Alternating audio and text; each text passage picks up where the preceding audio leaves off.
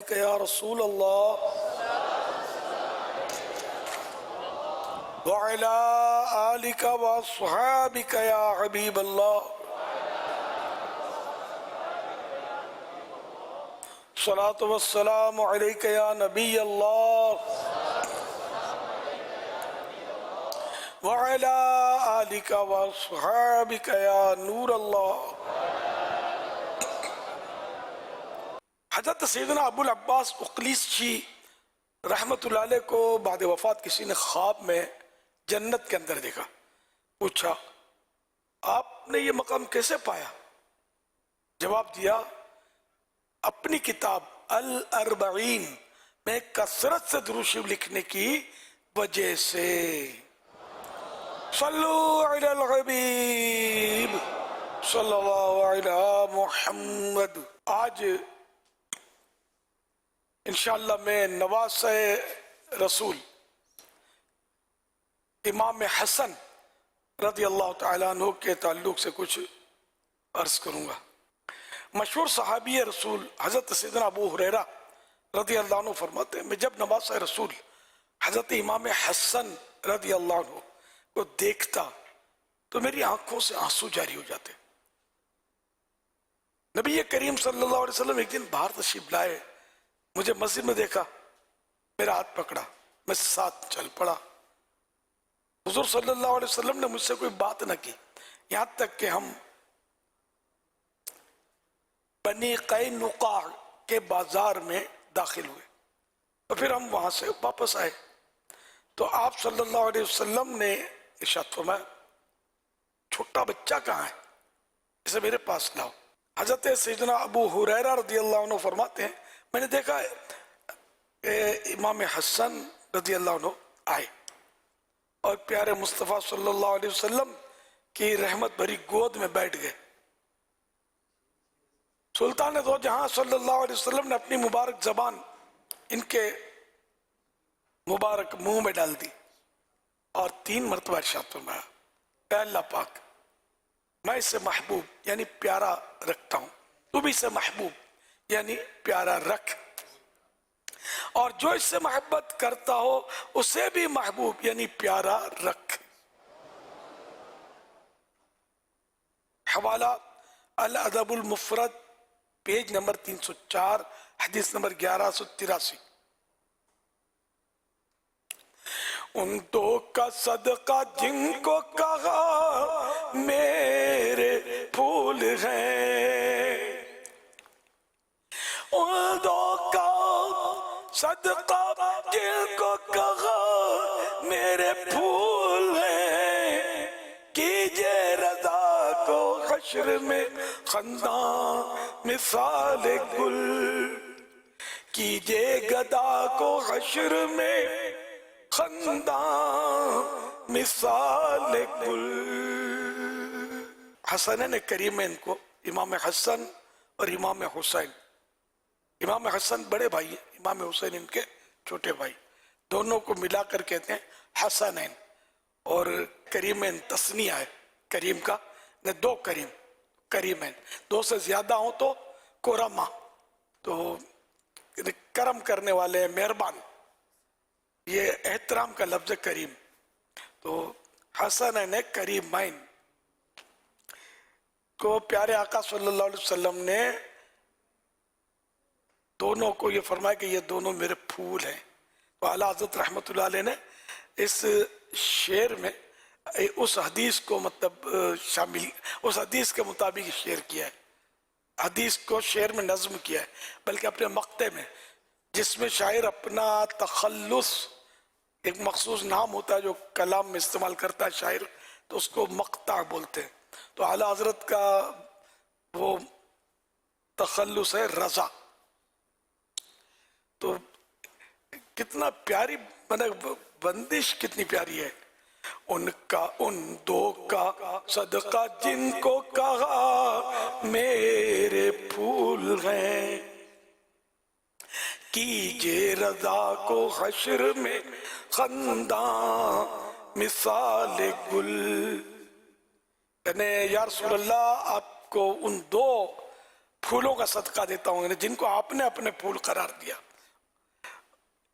رضا کو، یعنی جب احمد رضا قیامت کے دن ان کا حشر ہو، جب یہ اٹھیں تو اس وقت یہ پھول کی طرح مسکرا رہے ہوں. خندہ مانے ہنستا ہوا، مسکراتا ہوا، مثال گل یعنی پھول کی طرح. کاش ان دو کا صدقہ جن کو کہا میرے پھول ہیں، کیجے گدا کو حشر میں خنداں مثال گل. اعلیٰ حضرت کے صدقے ہمارے ایک میں بھی دعا قبول ہو. گدا، یہ گدا مانے فقیر، تو ہم در مصطفیٰ کے فقیر ہیں الحمدللہ. حسنین کریمین کے درباروں کے بھی فقیر ہیں، اور اعلیٰ حضرت رحمت اللہ علیہ کی بارگاہ کے بھی ہم فقیر ہیں. تو بزرگوں کے فقیر ہیں، اولیاء کرام کے در کے گدا ہیں، فقیر ہیں. اللہ میں ان کا فقیر ہی رکھے. صلو علی الحبیب صلی اللہ علی محمد. حضرت امام علی مقام، امام امام، امام عرش مقام، حضرت سیدنا امام ابو محمد حسن مجتبی رضی اللہ عنہ کی ولادت باسعادت یعنی برتھ 15 رمضان مبارک 3 ہجری میں ہوئی. حوالہ الطبقات الکبریٰ لابن سعد.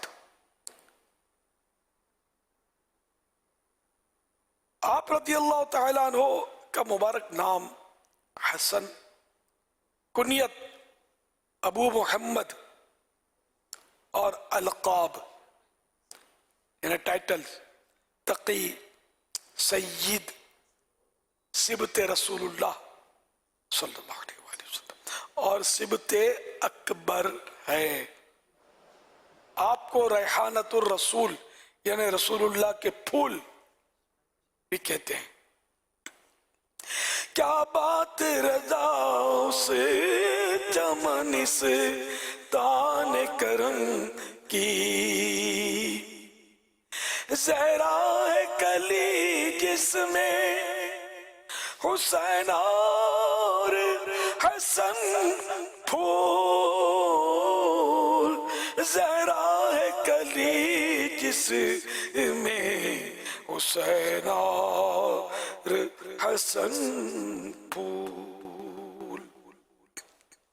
صلو علی الحبیب صلی اللہ علیہ محمد. خادم نبی حضرت سیدنا انس بن مالک رضی اللہ تعالیٰ عنہ سے روایت ہے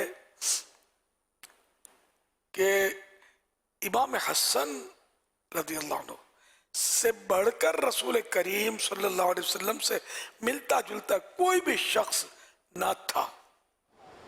حوالہ بخاری شریف جلد 2 پیج نمبر 547 حدیث نمبر 3752. اے عاشقان صحابہ و مصطفیٰ، نبی رحمت شفیع امت صلی اللہ علیہ وسلم ہمارے آقا امام حسن مجتبی رضی اللہ عنہ سے بڑی محبت فرماتے تھے. حضور صلی اللہ علیہ وسلم حضرت امام حسن رضی اللہ عنہ کو کبھی آغوش شفقت یعنی مبارک گود میں اٹھائے تو کبھی دو شخص یعنی مبارک کندھوں پر سوار کیے ہوئے گھر سے باہر تشریف لاتے. کبھی آپ رضی اللہ عنہ کو دیکھنے اور پیار کرنے کے لیے سیدہ فاطمہ زہرا کے گھر شریف پر تشریف لے جاتے. حضرت سیدنا امام حسن رضی اللہ تعالیٰ عنہ بھی آپ سے بے حد مانوس یعنی ہل گئے تھے کہ کبھی نماز کی حالت میں مبارک پیٹ کر سوار ہو جاتے. صحابی رسول اللہ حضرت سیدنا برا بن عازب رضی اللہ عنہ فرماتے ہیں میں نے دیکھا کہ نور کے پیکر تمام نبیوں کے سرور صلی اللہ علیہ وسلم حضرت امام حسن بن مولا علی رضی اللہ عنہ وہ کندھے پر اٹھائے ہوئے ہیں اور بارگاہ الہی میں عرض کر رہے ہیں اللہم انی احبہ فاحبہ، یعنی اے اللہ پاک میں اس سے محبت کرتا ہوں تو بھی اس سے محبت فرما. حوالہ ترمذی شریف جلد 5 پیج نمبر 432 حدیث نمبر 3808. راکب دوش شہنشاہ امم فاطمہ کے لال حیدر کے پسر یا حسن ابن علی کر دو کرم یا حسن ابن علی کر دو کرم اپنی الفت دو مجھے دو اپنا غم یا حسن ابن علی کر دو کرم.